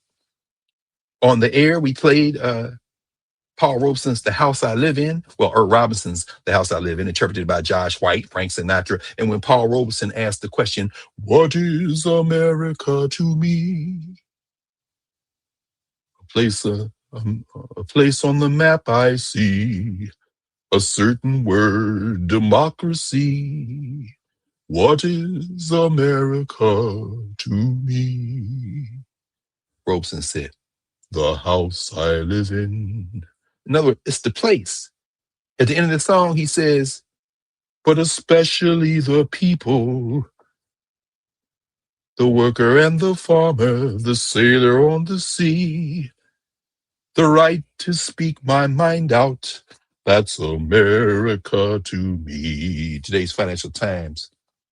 Elon Musk, the racist madman, loosen the world with your tax dollars, funding his white fever dreams of escape.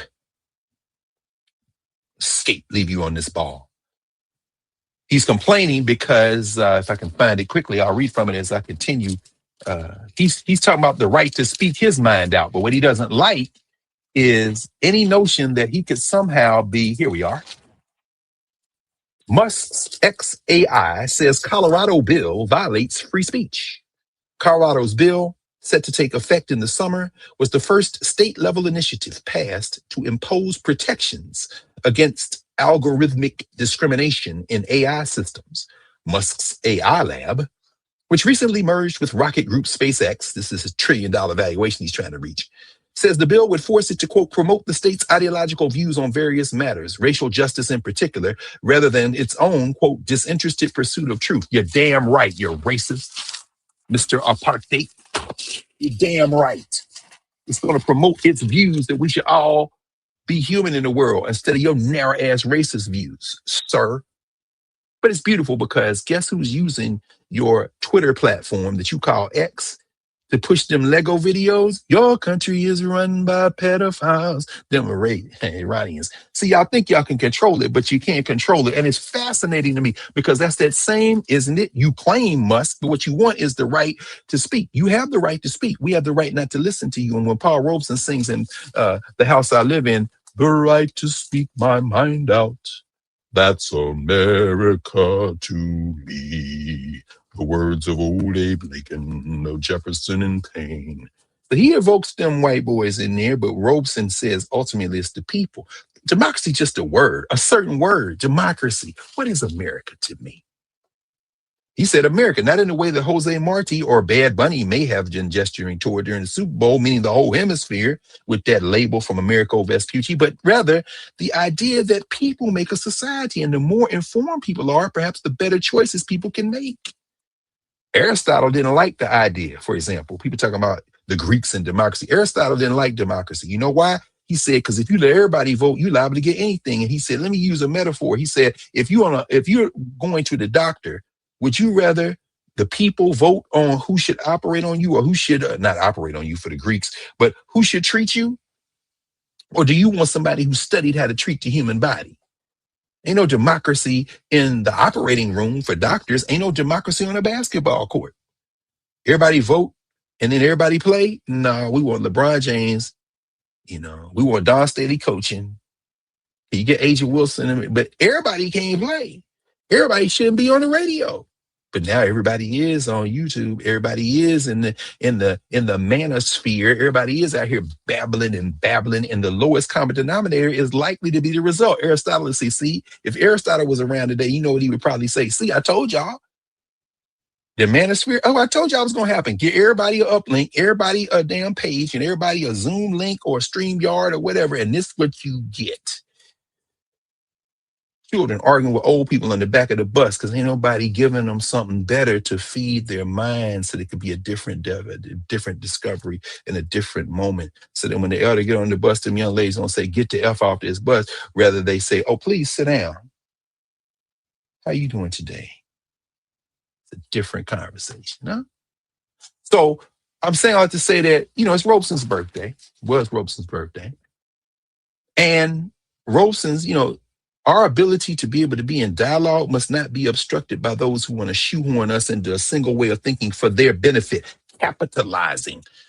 What Reverend Story said about Bob Law, he says now, not people trying to go for profit and trying to exploit. And guess what? Since I'm thinking about it, and we're on the Financial Times this morning, let me just mention one other thing, because the idea that you can somehow buy your way into shaping how people think. There's let me see, it's in today's paper. I just don't remember where.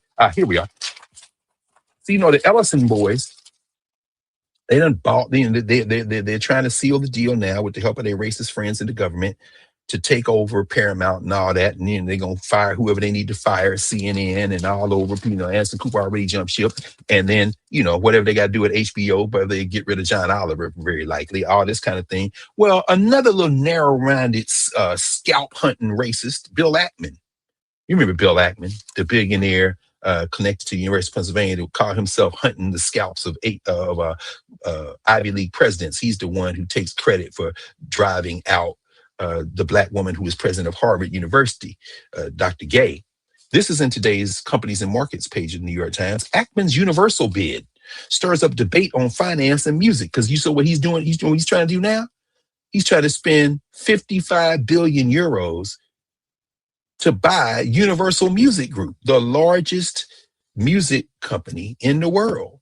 Taylor Swift, Bad Bunny, Paul McCartney, all them catalogs. That's Bill Ackman. They don't want nobody to speak their mind out. They want to have a narrow, racist, sexist, capitalist view of the world.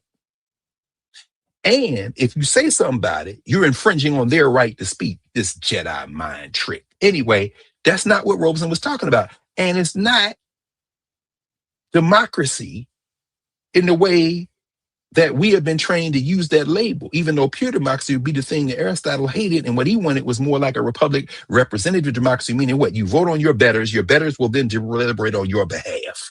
But these politicians, we need a better brand of politician. So yeah, in session 28, we talked about Ruth Bader Ginsburg, and that was the title. We talked about Paul Robeson. Session 34. 34 is one of our watershed moments in all of these, the power of the pause. We talked about Paul Robeson and his relationship with and how they tried to pit him against Jack Roosevelt Robinson. This is years before the good brother Howard Bryant published Kings and Pawns, the book that we talked about here, that we interviewed him on Sirius. This is while he was writing the book, Howard Bryant. And so, there are other moments and many moments we talked about Paul Robeson, and I would encourage people to go back, look at session 111, entitled Double Down on Blackness and a Celebration of Your Legacy, where we talked about Robeson. Session 157, the African burial grounds in the country, in the United States, who they were, who these Africans were. We talked about Lorraine Hansberry in that session and her relationship to and with Paul Robeson, the work they did together. And then one final one, 218, For the Culture was the theme that week. We talked about a new graphic novel at the time that had been published called Outspoken, Robeson, Ahead of His Time. Very important little book if you're a teenager. If you're an adult, you like graphic novels, I love them. So, I got so many Paul Robeson books in the other room, but you've seen them all. Here are the sessions where you can kind of look at some. So this past week, I'm going to kind of begin to end here. Let's look at this last week that happened. The 14th Amendment Center, as I said, this is the program. It was yesterday that the work this time shall finally be done. The 14th Amendment and the next refounding. This is Faith Ringgold's artwork at the cover. This was in Washington, D.C. yesterday on April the 10th. For those of you watching it later at Howard University 14th Amendment Center, our sister Sherilyn Eiffel. I want to mention that discussion in part, and I won't go through it now, but if you want to talk about how we think about these things, remember this is the second annual. The first annual was last year. If you go to session 264, the theme was reality wars. We talked about the executive order at the time. Bozo's executive order is on restoring truth and sanity. That was talked. It was a heavy conversation that was had at Howard at the founding of the 14th Amendment Center on the 28th of March, last March 28, 2025. It was launched then. There were a lot of people there. Friends Martha Jones, Sister Carrie Mae Weems, Jamie Raskin, Congressman Raskin was there again yesterday. Civil rights lawyers from all over the country, Damian Hewitt, so many others. My good friend Kristen Clark, got a chance to see her again yesterday, who's now teaching at Howard. Very good convening. Charles Hamilton Houston's grandson, they did an award there. Jenna Ray McNeil, who wrote the biography of Charles Houston, one of the biographies. Jose Felipe Anderson wrote one. My man James Conyers wrote another one, but they presented him on behalf of the law school and the 14th Amendment Center with a special award, including a recording of the voice of Charles Hamilton Houston. The good brother Dean Roger Fairfax, of course, was there again yesterday. So it's very important. So a year later, we're in the second symposium. It's a very robust conversation that they had yesterday. And If you follow then session 264 last year, Reality Wars, we talk about the founding of the center in the context that's why I'm going to give some closing remarks in a session here second. And then in subsequent weeks, session 265, DEI Gone Wild, that was from the 5th of April, just over a year ago, last year. 266, New World of Coming. That was on the 12th, so almost literally a year ago. It was this Saturday last year. Lonnie Bunch had come to Howard, who's still there as the Secretary of the Smithsonian. But he was talking about the fact that there are many different stories that make up a country, and that his job is to hear all the stories and to present as many of the stories as possible, which of course they don't want, like the Bill Ackmans of the world, and the Elon Musks of the world, and the Donald John Trumps of the world, and the Bibi Netanyahu killers of the world. They got a special, narrow, white supremacist settler colonial narrative they want to force on you. And so we were having that conversation yesterday, and it was in the context of the title that the work this time shall finally be done. It was in the context of a speech that Fred Douglass gave in December 1863 at the American Anti-Slavery Society in Philadelphia. The speech was called "Our Work Is Not Done Yet."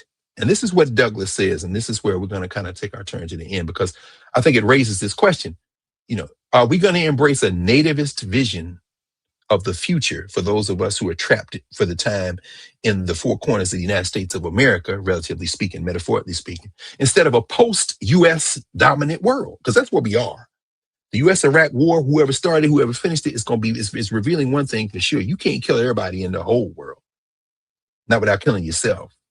And as the rats jumped the ship, Melania, whose accent got real thick this week as she was saying, "I don't know Epstein or his enabler, his accomplice, Maxwell." Oh, just you act like we ain't see the emails between y'all little air kiss emails. "I don't know if I'll be able to make it to see you this time, love." Oh, and then she writes back, Melania, "Oh, love." I said, "I don't know, Maxwell." Jump that ship, rat, because whatever's coming down the pike, you must be scared as hell, Melania, even as you snuck your little plug for your book in and your little funky movie. But as we're thinking about this, question is, this nativist vision, this is something that it really does trouble me. We often talk about our democracy and our community. I understand the investment in terms of the fact that we live here. It's the same thing indigenous people say. They have dual citizenship in their nation and also as citizens of this country as of 1924. But in that concept, in fact, I was talking with a brother who just wrote a book on the subject. It's called Indigenous Citizens. I just interviewed him, Paul Rozier, about this. He's a professor at Villanova, about this question of Indian dual citizenship. I wanted to talk to him because as Africans, we weren't given the choice.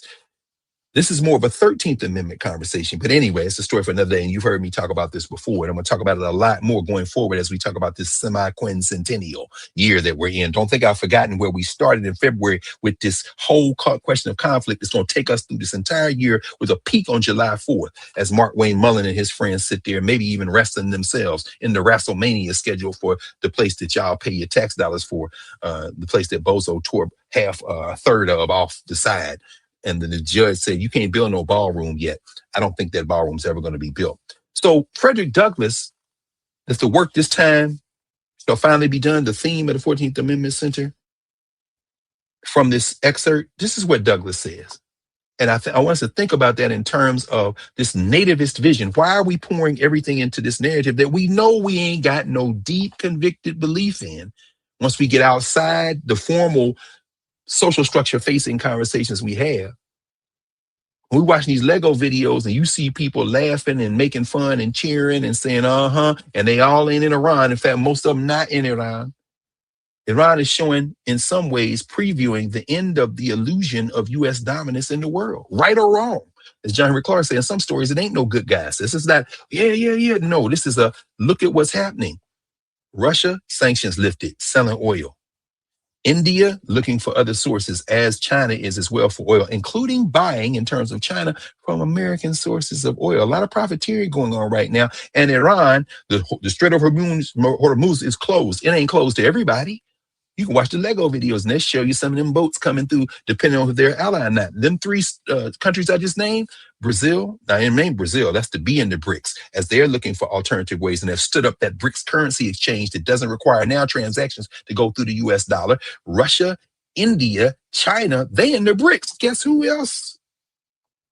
Iran. So as this thing is being revealed, we have to think about this nativist vision of the future instead of that post-American world. Our commitments have been to each other and our common humanity. If you listen to Bob Law, that has been clear for a long time. Let's look at this. This is what Frederick Douglass said. This is the speech that formed the title of the 14th Amendment's second symposium. Quote, this is Douglass, 1863, 2 years before the end of the Civil War. He says, well, a year and a half, ends in April. Well, no, not really, Juneteenth. I guess you could say close to 2, maybe even more. Anyway, he says, quote, but we are not to be saved by the captain at this time, but by the crew. We are not to be saved by Abraham Lincoln, but by that power behind the throne, greater than the throne itself. You and I, and all of us, have this matter in hand. Men talk about saving the Union and restoring the Union as it was, the way we were. They delude themselves with the miserable idea that that old Union can be brought to life again. That old Union, whose canonized bones we so quietly inured under the shattered walls of Sumter, can never come to life again. You want to go back to slavery? Oh, yeah, Stephen Miller does. By the way, have you heard from Steve Miller? Have you heard from that nasty piece of work, Russell Vogt? Oh, you heard from him last week. It doesn't have his name on it. That's that budget outline that Trump, right? These white boys continue to work their nastiness. We all talking about the war and maybe the Epstein files and why did Melania come out again? Meanwhile, the devilment of deportation, the devilment of taking your money and giving it to the billionaires and trying to break your backs continues apace. In fact, even more intensely. Stephen Bannon's strategy continues. Flood the zone with ish. Go to the lowest common denominator. They released the budget outline last week, and ain't nobody heard Stephen Miller because that cretin got to be kept off TV. But he ain't been kept out of policy. And Susie Wiles is sick. You gotta pay attention. Douglas goes on. Because them people want to drag you not just past the 1960s, but back past the 1860s. And here stands in history Fred Douglass saying, we ain't going back. And he didn't say that in 1963, he said it in 1863. And he says one more time, that old Union, whose canonized bones we so quietly inured under the shattered walls of Sumter, can never come to life again. It is dead, Douglass says, and you cannot put life in it. Then he says, we do not want it. We do not want it. 5 words. We do not want it. You want it now? Our founding fathers. Who is your founding father? Yeah, y'all know I would usually say George Washington, you're not my dad, and I guess I did say it. He said, we do not want it. He says, we have outlived the old Union. We have outlived what has come after as well. He says, we had outlived it long before the rebellion came to tell us. What business then have we to fight for the old Union? He says, we are not fighting for it. He says, we are fighting for something incomparably better than the old Union. We are fighting for unity, unity of idea, unity of sentiment, unity of object, unity of institutions in which there shall be no North, no South, no East, no West, no Black, no white, but a solidarity of the nation, making every slave free and every free man a voter. That's a beautiful vision, Fred Douglass. I would say to you, brother, just expand it. Why would you limit it to the 4 metaphorical corners of the U.S. nation state? Because it's not a nation. I know you wanted it to be. And if Fred Douglass was walking around today, I would love to hear what he had to say about the state of this union. Because what you're never going to kill in this country is an element of this country who believe that this is a white country and it will always be a white country. And that element ain't restricted to the 4 corners of the polity called United States of America. Ask Elon Musk. What you got? I'm a global white supremacist. Ask Steve Bannon, who was over there trying to prop up Viktor Orban in Turkey because the elections are this weekend. He is the champion of the white race in their racist minds. And he's going to lose his legislature probably over the weekend. And then we're going to have another flood of headlines next week. And some people went, what? Who is? Yeah, ask Junior Varsity Vance. One of the reasons he missed the first day of the meeting that he leaked to Maggie Haberman so she could put it on the New York Times front page and sell her books, is because he was overseas. Guess where he was last week? In Hungary, propping up Orban with his Lord and Master Donald Trump on the damn cell phone. Well, I guess you could say frenemy, since he got the knife in his back now, as is witnessed by this story in the New York Times. He got him on the cell phone at the microphone propping up Orban because they got a global vision. Meanwhile, they want the American Negro to wrap ourselves in the red, white, and blue and somehow say we're fighting for democracy. No, Douglas told what we were fighting for. He just confined it in that moment as we were fighting our way out of captivity to the four corners of the polity. But let's be clear, the North was with the South. Remember what Howard French writes in Born in Blackness. What does French say? He quotes 19th century writers to say, in the Civil War, the North wanted the South to stay and the South wanted slavery to stay, which means what? The North is pro-slavery too. I know the abolitionists. Yes, it's very nice to quote them. It's very nice to quote William Lloyd Garrison. It's really nice to quote all of them and to see the Black abolitionists. I've read all 5 volumes of the Black abolitionist papers. Peter Ripley got a chance to sit with my friend and sister, Gabrielle Foreman, who runs that Black abolition, Black convention papers with the Black convention movement. You've seen me show the physical copy of her book, which is an excerpt from the digitized version there at Penn State University. And we sat there and talked a long time. There are several conversations. There's a governance conversation, who we are to each other. And then there's a social structure conversation, who we are to other people. We typically have social structure conversations at moments when we're putting forth democracy. Contrast that. There was an interesting panel yesterday. Deval Patrick, former governor of Massachusetts, and a colleague of mine at Howard University and former student, brilliant sister, Haitian sister by way of Brooklyn, the People's Republic of Brooklyn, Dr. Natalie Pierre. What Natalie did was show the Haitian Constitution of 1805, written in Creole, where politically the Haitians made everybody in the country Black, carried out punishments against the whites who had enslaved them. But then there were other whites who had deserted Napoleon's army and joined them in the freedom fight, and they were included in the polity on the condition that everybody here is treated equally. That constitution was ultimately undermined when you had the deaths in rapid succession of Jean-Jacques Dessalines and Henri Christophe, and then Haiti gets thrown into political chaos, and that constitution is never implemented. But the point is this: it was there in 1805.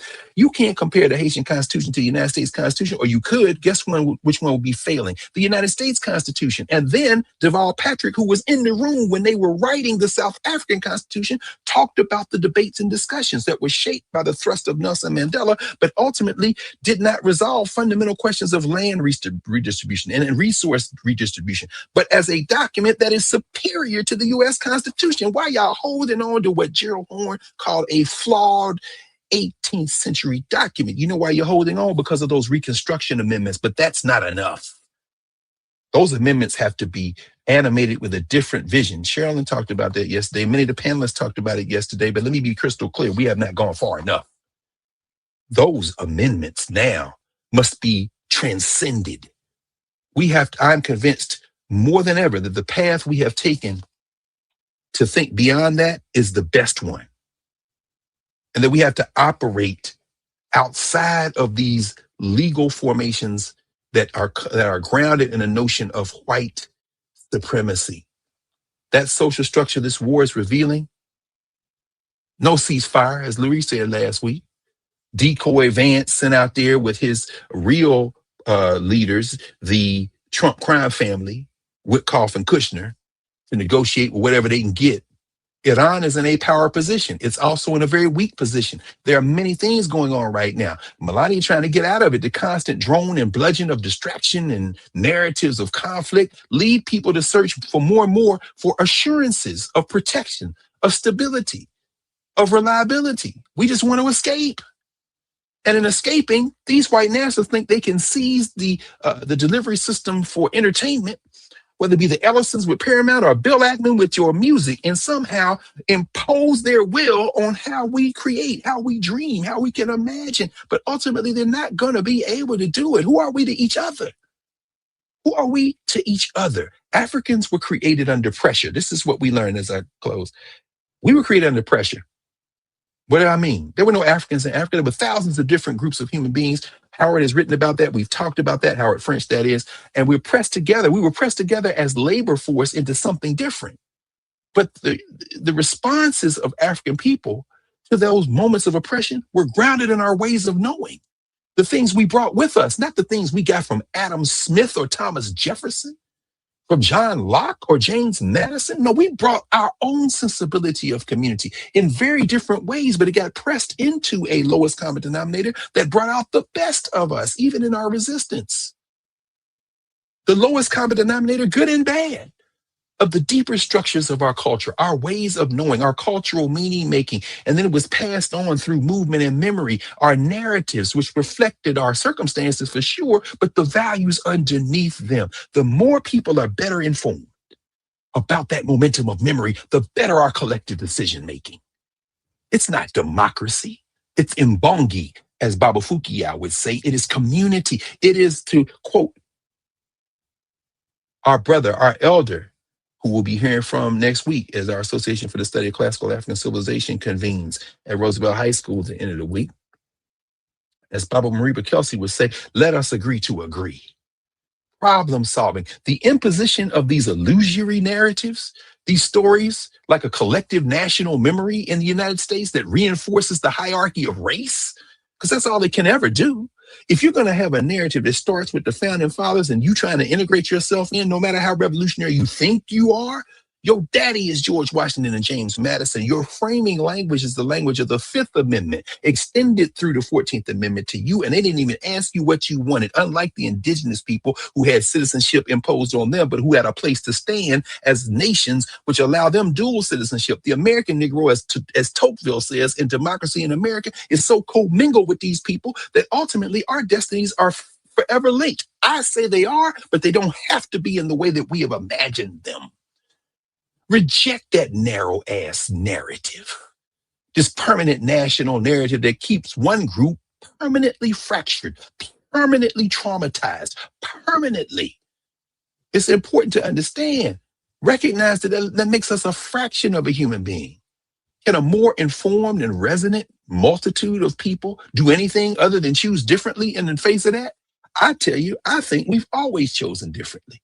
I just don't think that we've always voiced that outside of our communities. I am more interested in us voicing it together.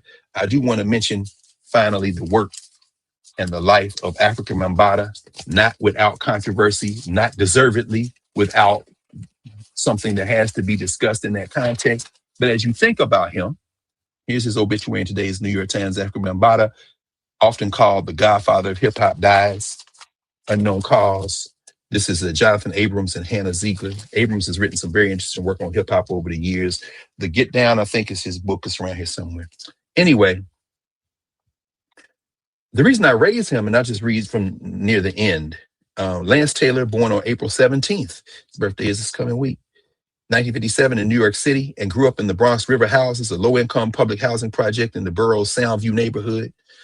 In 2017, he told Red Bull Music Academy that his parents were New Yorkers, but that he had Caribbean roots.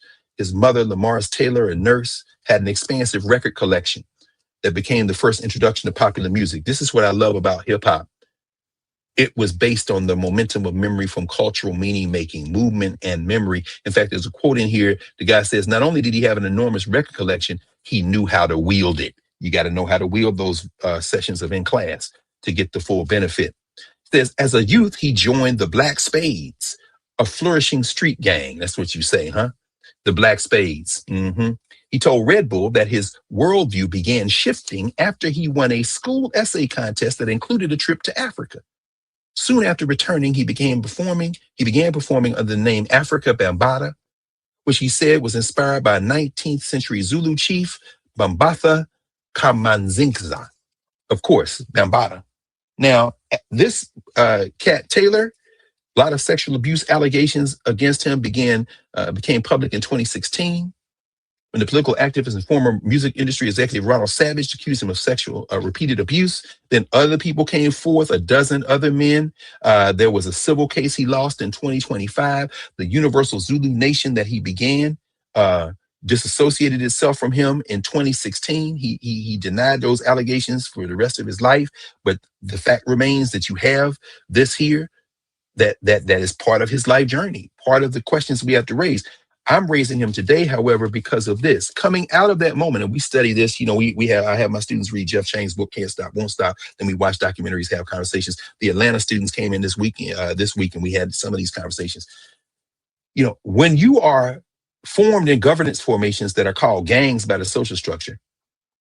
For some for protection, some for community service, some to beef with each other based on territory in places like the South Bronx in the late 60s, early 70s. And Baby Bam, as he was known at the time, gets pulled into those formations and makes a decision after having been in contact with the momentum of memory from Africa.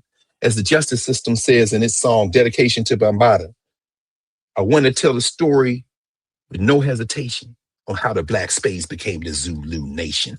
He says here, he recognized that it was time to stop fighting and time to start partying, Mr. Holman said.